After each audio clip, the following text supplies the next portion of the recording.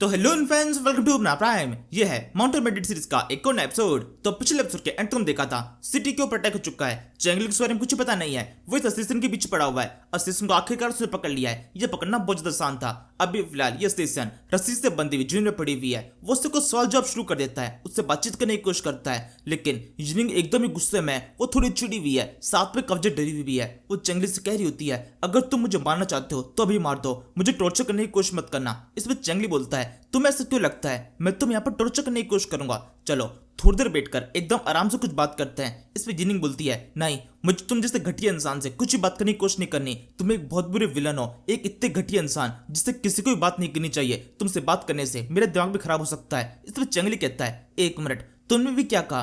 तुम मुझे विलन बोल रही हो? मैं कोई विलन नहीं हूं। लोग मुझे अक्सर हीरो के नाम से जानते हैं, विलन कोई भी नहीं कहता। तुमसे सब कुछ किसने कहा कि मैं एक घटिया इंसान हूं? इस पर भी जिनिंग बताने लगती है, बहुत सारे लोगों ने सभी बात जानते हैं कि तुम कितने घटिया इंसान हो। तुमने एक बहुत बड़ी सेना के साथ फाइट की थी, 1 लाख सिपाहियों की कितनी बड़ी सेना, तुमने उन सभी को खत्म कर दिया। ये ब्रुटलिटी नहीं तो और क्या है? तुमने लोंगटियान को मारा, जिससे पूरी देश के अंदर एक अजीब सी हलचल सी मच गई। सब लोग उसकी सिटी को कब्जे में करना चाहते थे। रिंग ट्राइब को अटैक करने का मौका मिल गया और रिंग ट्राइब ने काफी बड़े एरिया को नष्ट कर दिया। ये सब तुम्हारी वजह से हुआ। और इसके अलावा तुमने प्रिंसेस मिग्गी को भी किडनैप किया, वो भी एक बहुत बड़ी गलती है। एक बैंडेड अक्सर इस तरह की हरकतें करते हैं और तुम भी बिल्कुल वैसे ही हो। एक प्रिंसेस को किडनैप कर लेना, उसको अपने पास में अपनी सिटी के अंदर एक बंधक बना के रखना, ये सब कुछ दिखाता है कि तुम एक विलन हो। इसमें चैंगली बोलता है, जो कुछ भी तुमने कहा वो सब कुछ मैंने किया है, लेकिन ये सब कुछ करने का एक रीजन था मेरे पास में, जो कि मुझे विलन से अलग बनाकर एक हीरो बनाता है। इसके बाद में चैंगली खुद को एक्सप्लेन करने लगता है। वो बताता है, सबसे पहली बात, वो 1 लाख सिपाही जिनसे हमारी फाइट हुई थी वो इसलिए हुई थी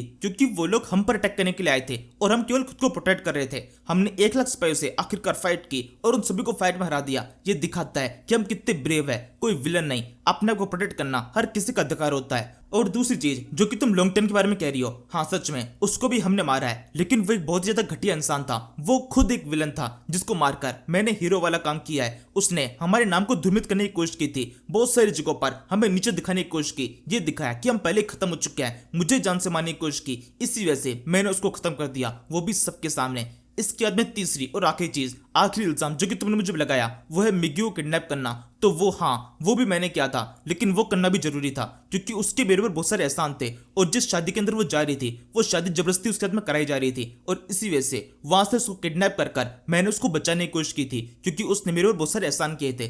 तो इसको एक तरीके से लव में काउंट किया जा सकता है, किसी विलन वाले काम में नहीं। और अब जब मेरे पास में हर काम को करने का एक परफेक्ट रीजन है, तो मुझे लगता है मैं विलन की श्रेणी से काफी ऊपर आ जाता हूँ। मुझे नहीं पता तुम्हें मेरे बारे में ये सब कुछ किसने बताया, लेकिन अगर तुमने थोड़ी बहुत खुद से रिसर्च की होती, पूरी दुनिया में घूम घूम के लोगों से पूछा होता कि मैं किस तरह का इंसान हूँ, तो शायद से तुम्हें एकदम सही खबर मिलती, तुम मेरे बारे में सब कुछ जान पाती। इस पर जेनिंग बोलती है, अपनी बकवास बंद करो, मैंने बहुतों से पूछा है। अगर तुम खुद दुनिया भटकोगे, सब लोगों से पूछोगे, तब तुम्हें पता चलेगा कि तुम कितने घटिया इंसान हो और सबको तुम्हारे बारे में क्या पता है। चैंगली कहता है, अभी तो मैंने तुम्हें सब कुछ एक्सप्लेन किया कि मैंने जो कुछ भी किया था उसका रीजन क्या था। इस पे जेनिंग बोलती है, ठीक है, इसका रीजन तुमने मुझे बता दिया और हो सकता है ये सही भी हो, लेकिन लिन सोयू को क्या? वो तुम्हारे साथ में काम किया करता था ना, जो कुछ भी उसने किया वो सब कुछ तुम्हें बता के किया और तुम चाहते तो उसको रोक सकते थे। तुम्हारी वजह से एम्परर मिंग की मौत हुई। मिग्यू जो कि तुम्हारी सिटी के अंदर रहा करती थी, तुमने उसको अनाथ कर दिया, उसकी सिटी को पूरी तरह नष्ट किया।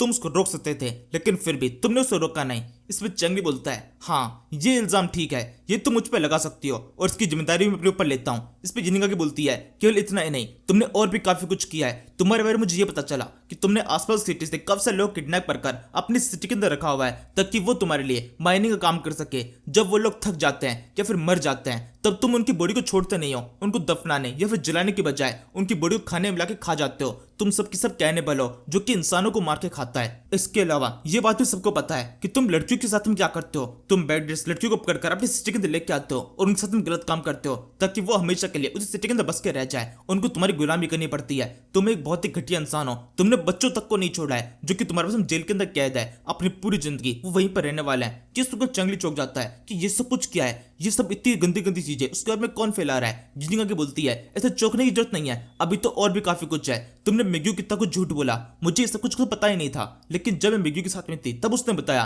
कि तुमने उसको झूठ बोला कि उसके किसके अंदर अजीब सी पावर है, तुम उसको मैनिपुलेट कर रहे हो, उसके दिमाग के अंदर गलत चीज डालने की कोशिश कर रहे हो। और ये सुनकर चंगली दोबारा से थोड़ा मुंह उदास हो जाता है कि हाँ ये वाली बात तो ठीक है, लेकिन बाकी सारी चीजें जो कि तुमने मेरे बारे में कही वो सब कुछ पूरी तरह से गलत है। तुम्हें ये सब कुछ बता कौन रहा है? इस पे जीनिंग बोलती है कि इससे पूछने की कोई जरूरत नहीं है, पूरी दुनिया के अंदर ये खबर फैली हुई है, लगभग हर कोई तुम्हारे बारे में जानता है और सबको ये सारी हरकतें पता है जो कुछ भी तुम करते हो। तुम्हारे बारे में काफी सारी किताबें छपी हुई है जिसके अंदर तुम्हारे बारे में यही सब कुछ लिखा हुआ है, जो कि बिल्कुल भी गलत नहीं है। तुम सच में एक घटिया इंसान हो। चेंगली कहता है अच्छा तो ये बात है, पूरी दुनिया मेरे बारे में ये सब कुछ सोचती है। इसके बाद में वो खुद की स्क्रीन विंडो देखता है जिसके अंदर उसके खुद के बारे में काफी कुछ लिखा हुआ है, जैसे कि उसके फेयर पॉइंट्स कब तेज से बढ़ते जा रहे हैं और फेयर पॉइंट्स तब बढ़ते हैं जब कुछ लोग उससे डर रहे होते हैं। और अभी क्योंकि पूरी दुनिया में काफी सारे जीव है जो कि उससे डरते हैं, इस वजह से उसके फेयर पॉइंट्स बढ़ रहे हैं। लेकिन इसके साथ में रिक्रूटमेंट एफिशिएंसी 80% से कम हो चुकी है क्योंकि उसकी रेपुटेशन बहुत ज्यादा कम है। कोई भी टोड सिटी को ज्वाइन नहीं करना चाहता है। और अब जाके चंगली को समझ में आता है जो वो समनिंग क्रिस्टल का यूज कर रहा था, लेकिन इसके बावजूद भी अच्छे लोग समन नहीं हो रहे थे। उसका कारण यह है जो बेकार लोग हैं वही टोड सिटी की तरफ आ रहे हैं और जो अच्छे हैं वो सब टोड सिटी के बारे में काफी कुछ बुरा सोचते हैं, इसलिए बिल्कुल भी इस तरफ नहीं आना चाहते और इसलिए वो समनिंग क्रिस्टल समन में नहीं हो रहे। इसके बाद अपने बारे में इतना सब कुछ बुरा भला सोचने के बाद में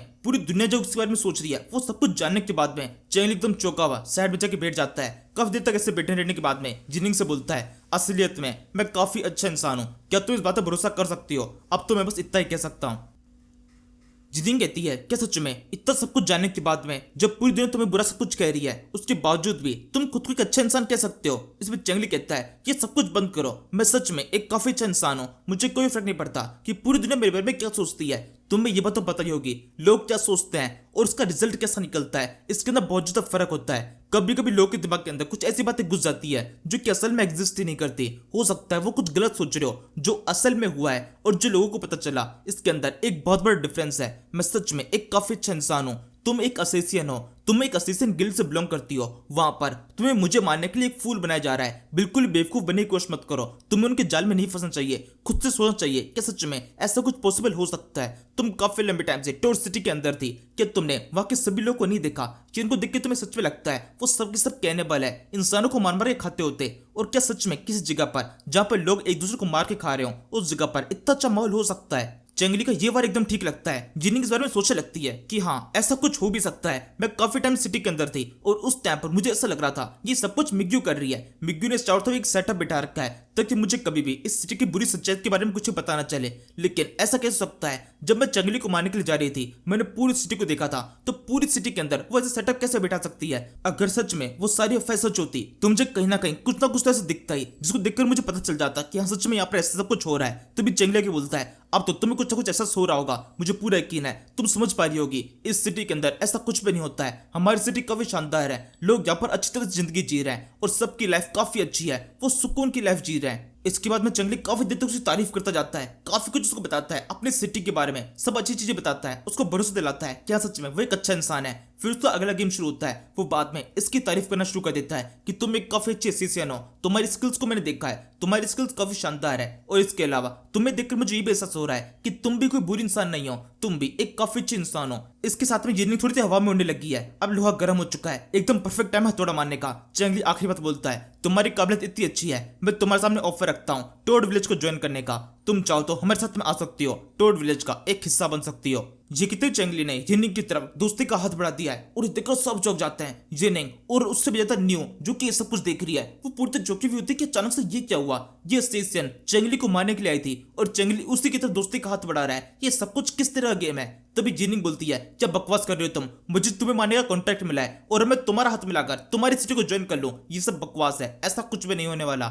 इसके बाद में सीन शिफ्ट होता है, हम टोर सिटी का सीन देखते हैं। टोर सिटी के अंदर एक अनजान शख्स मतलब ये लेडी आराम से घूम रही होती है, किसी को भी इसके बारे में कुछ भी नहीं पता है क्योंकि सिटी की दीवार के ऊपर कुछ सोल्जर्स थे, उसको इसने पहले खत्म कर दिया है और उनके मुंह से जरा सी चू भी नहीं निकली, तो किसी को कुछ भी पता नहीं चला। ये आराम से घूम रही होती है, एकदम सुनसान जगह है, सभी लोगों को घर में जाने के लिए कह दिया गया था, तो इस वजह से यहाँ पर बाहर कोई भी नहीं घूम रहा, वो आराम से अंदर की तरफ घूम रही है। वो सोचने लगती है मेरे पास में ये मेंढक है जिसको मुझे इनके पानी के सोर्स में डाल देना है, ये लोग किसी नदी का यूज नहीं करते हैं, मतलब मुझे कुछ और सोर्स ढूंढना पड़ेगा। तभी उसकी नजर एक कुएं की ओर पड़ती है जो कि सिटी के एकदम बीचों बीच है, काफी शानदार है दिखने में और देखने से साफ चल रहा है कि मैक्सिमम लोग इस जगह से पानी भर के लेके जाते होंगे। मतलब अगर इस जगह को पॉइजनस कर दिया तो पूरी सिटी के अंदर पॉइजन फैल जाना पूरी तरह से पक्का है। वो जल्दी से उसके पास से पहुंचती है, उसको आसपास में कोई भी दिखाई नहीं देता। वो अपने पास उस मेंढक को बाहर निकालती है। मेंढक एकदम चुपचाप सा होता है। लेडी थोड़ी संतुष्ट होती है कि वो आसानी से जगह काम करके निकल जाएगी, किसी को भी उसके बारे में कुछ पता नहीं चलेगा। अगर कोई यहाँ पर मौजूद होता और उसको ये करता हुआ देख लेता तो जरूर उसका पूरा प्लान बेकार हो जाता।